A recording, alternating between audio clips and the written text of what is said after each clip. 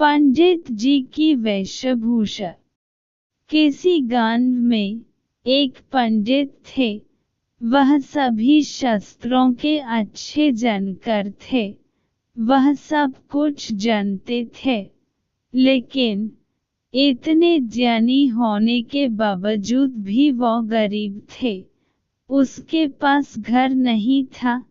वह अपना भोजन भी बड़ी कठिनाइयों से प्राप्त करते थे। यहाँ तक कि उसके पास पहनने को अच्छे कपड़े भी नहीं थे। उनके कपड़े फटे हुए थे। पंडित जी अपने भोजन के लिए भीख मांगते थे। वह घर घर जाकर भीख मांगते, कृपया मुझे भिक्षा दो। उसके पुराने फटे कपड़ों को देखकर कई लोग सोचते थे कि वह पागल है, इसलिए उन्हें देख दरवाजा बंद कर दिया करते थे। कई बार तो ऐसा होता था कि वो कई दिनों तक खाना नहीं खा पाते थे।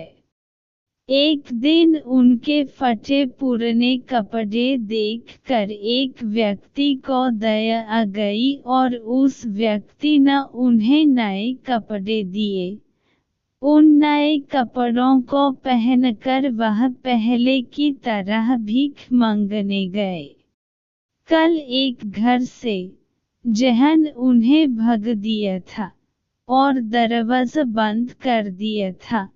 उस घर के गृहस्वामी ने कहा, पंडित जी प्रणाम, कृपया अंदर आइए, कृपया हमारे घर में भोजन करें। इस प्रकार बड़े आदर के साथ वह पंडित को भोजन के लिए अंदर ले गया। पंडित जी खाना खाने बैठ गए। विभिन्न प्रकार के पकवान, मीठे भोजन और मीठे पदार्थ खाने के लिए परोसे गए। पहले पंडित जी ने प्रार्थना की। उसके बाद पंडित जी ने अपने हाथ से एक मिठाई ली और अपने नए कपड़े को खाने के लिए कहने लगे, खाओ खाओ। यह देखकर सभी घरवाले हैरान रह गए। वो समझ नहीं पा रहे थे कि पंडित जी ऐसा क्यों कर रहे हैं।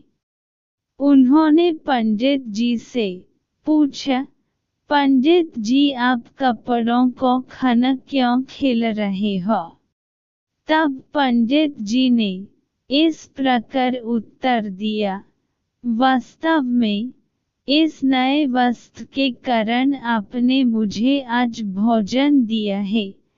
कल जब मैं आपके घर आया था, तब आपने ही इस घर के दरवाजे मेरे लिए बंद कर दिए थे, और आज मेरे कपड़ों के वजह से आपने मुझे भोजन के लिए आमंत्रित किया है। चूंकि मैंने इन कपड़ों के कारण भोजन प्राप्त किया, इसलिए मैं इनका आभारी हूँ। इसी वजह से मैं इन्हें खाना खिला रहा हूँ। घरवाले शर्म गए और अपनी गलती की क्षमा मांगने लगे। कहानी की शिक्षा, कभी भी किसी को उनकी वेशभूषा के हिसाब से नहीं आंकना चाहिए।